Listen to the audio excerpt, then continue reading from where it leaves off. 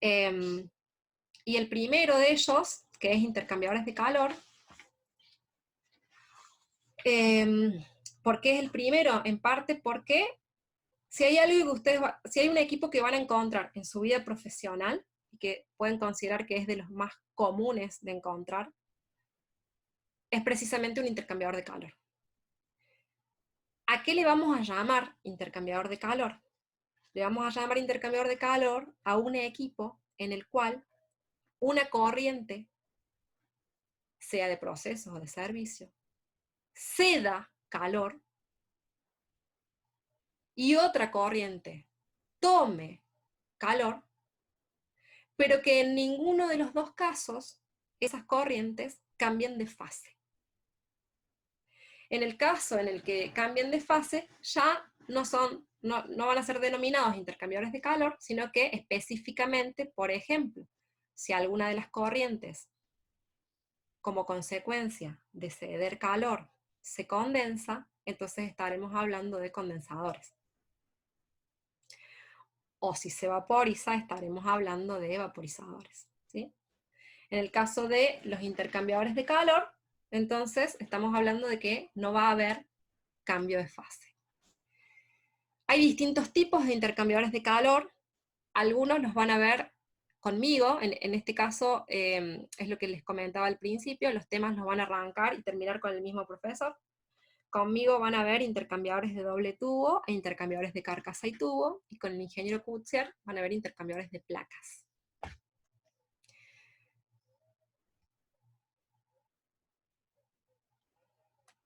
La idea es que pase la slide, y precisamente la siguiente intenta... Ahí estamos. Intenta contarles un poco para que lo visualicen por qué son tan importantes y tan comunes este tipo de equipos. Fíjense el diagrama que ustedes tienen, primero que nada, a su izquierda. En este diagrama, una corriente ingresa a 20 grados a un intercambiador de calor que tiene la capacidad de intercambiar 2 megawatts. ¿Para qué? Para hacer que esa corriente se caliente hasta una temperatura de 40 grados e ingrese, en este caso, a un horno. En ese intercambiador de calor, fíjense, si siguen la línea roja, se utiliza la corriente de salida del proceso.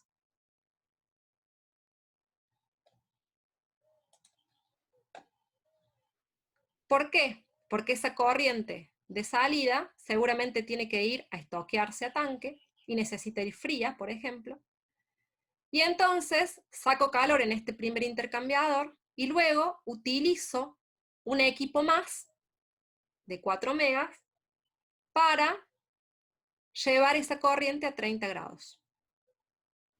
Para hacer eso necesito intercambiar 8 megas en el horno, de manera que la corriente ingrese al reactor a las condiciones deseadas, a las condiciones especificadas por el proceso, que son 120 grados.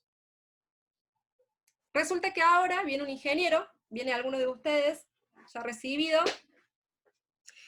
y diseña un nuevo intercambiador. Ya vamos a ver de qué manera vamos a poder optimizar ese intercambiador para que ahora ese intercambiador, en lugar de intercambiar 2, tenga la capacidad de hacer un intercambio de 4 megas. De manera que esta corriente que ingresa a 20 grados sale ahora a 60 en lugar de a 40 grados, ingresa al horno y ahora este horno, en lugar de tener que intercambiar 8, intercambia 6. Cumple con los requerimientos de proceso de todas maneras, porque ingresó a una temperatura mayor. Y además, sumado a esto, el intercambiador de salida, que estaba puesto para que la corriente se enfríe y vaya a tanque a una temperatura de 30 grados, ahora también tiene un requerimiento menor. Entonces, hicimos un cambio en este equipo, Y como consecuencia de ello, disminuimos el consumo de energía en el horno y disminuimos el consumo de energía o de utilidad del servicio auxiliar en el intercambiador de salida. Entonces, ¿el ingeniero qué tiene que hacer? El ingeniero tiene que diseñar ese intercambiador de manera que cumpla con las especificaciones de proceso, y seguramente ese es nuestro propósito número uno. Nuestro propósito número uno va a ser que ese intercambiador o todo el sistema de intercambio que esté en el proceso cumple con los requerimientos del proceso. Pero además, vemos que nuestros equipos también se pueden usar para ahorrar costos de servicio y de calefacción o enfriamiento. Entonces tenemos esa doble función cuando hablamos de transferencia de calor. Tenemos la función, primero, cumplir con el proceso. Pero también podemos hacer más eficiente ese proceso.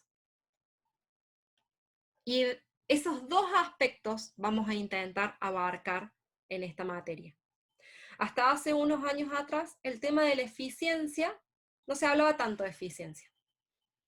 Pero desde que existe la 50001 y la ISO 50001, y desde hace unos años atrás, desde que todo el tema del calentamiento global y los factores ambientales y demás están siendo sí más considerados también por la industria, es que el ingeniero también tiene esta doble función de cumplir con el proceso y hacerlo de la manera más eficiente para ahorrar energía. Y eso es muy importante.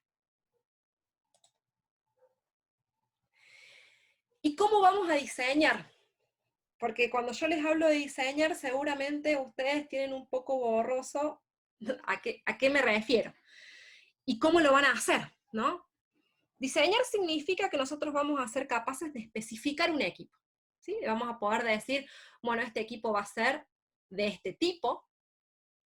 Además de que va a ser de este tipo, va a tener este diámetro de cañería, va a tener una determinada área, va a tener una determinada caída de presión, que ya vamos a recordar bien de qué se trataba el término, pero vamos a poder especificar muchas cosas de ese equipo. ¿Lo vamos a hacer completamente solos? No. La idea de esta materia es que ustedes empiecen a ver todas las herramientas que tienen para hacerlo. Pero además, si algún día tienen que cumplir esta función, si tienen que ser ingenieros de diseño, si van a tener que ustedes especificar exactamente el equipo, recuerden que existen muchas normas que están para ayudarnos a los ingenieros a poder diseñar de manera correcta. ¿Sí? ¿Qué son las normas? Las normas reúnen un montón de información previa y nos guían, es una guía para que nosotros podamos diseñar de la mejor manera posible. Entonces, si trabajan en una empresa grande, una empresa de diseño de equipos, seguramente es lo primero que les van a dar. Ustedes van a tener las normas para poder diseñar. Si trabajan en una empresa más chiquita, tal vez no sea tan común. Entonces ustedes tengan que diseñar un equipo, especificar un equipo, calcular un equipo, decir cómo tiene que ser, dónde tiene que ir, con qué cañería. Y entonces recuerden en ese momento que van a tener normas para todo.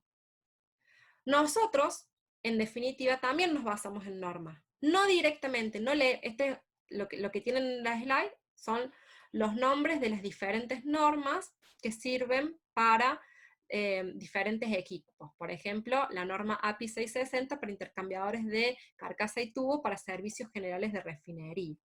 El resto de las normas, cada una va a tener alguna aplicación específica. ¿Hace falta que se acuerden de todas las normas ya? No, no hace falta que se acuerden los nombres. Sepan, sí, como ingenieros, que para cada cosa que diseñen van a tener una norma de la cual se pueden guiar para poder diseñar. Ni hablar de que para recipientes a presión la van a necesitar y es una exigencia para diseñarlos.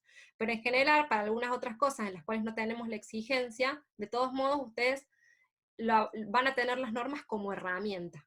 A mí me ha tocado diseñar equipos pequeños en la refinería, y la refinería, por supuesto, que tenía sus propias normas basadas, o una compilación de estas normas puestas al servicio del ingeniero de diseño. Entonces, ¿yo qué hacía? A mí me tocaba, por ejemplo, diseñar una válvula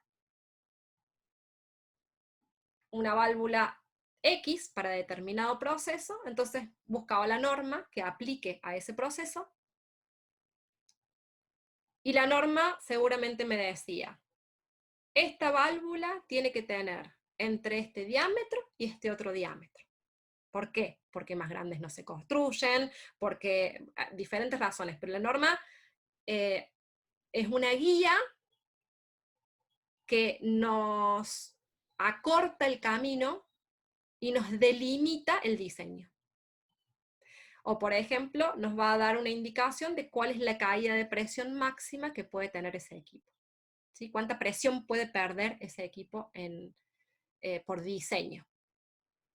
O nos va a guiar acerca de materiales, si tuviésemos que hacerlo, que es algo en lo que nosotros no hacemos mucho hincapié en esta materia, solamente mencionarlos, pero en el caso que se dediquen a diseño específicamente, tal vez necesiten recurrir a la norma.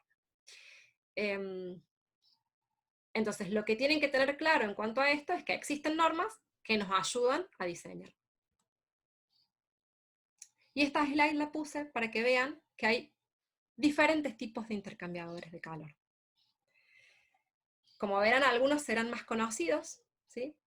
Porque les suena de agua caliente calefaccionando un hogar, o les suena de tener algún radiador en el auto. Y también estos otros equipos que tal vez les suenen menos comunes hasta el momento, pero que tienen que empezar a familiarizarse, porque son equipos más industriales.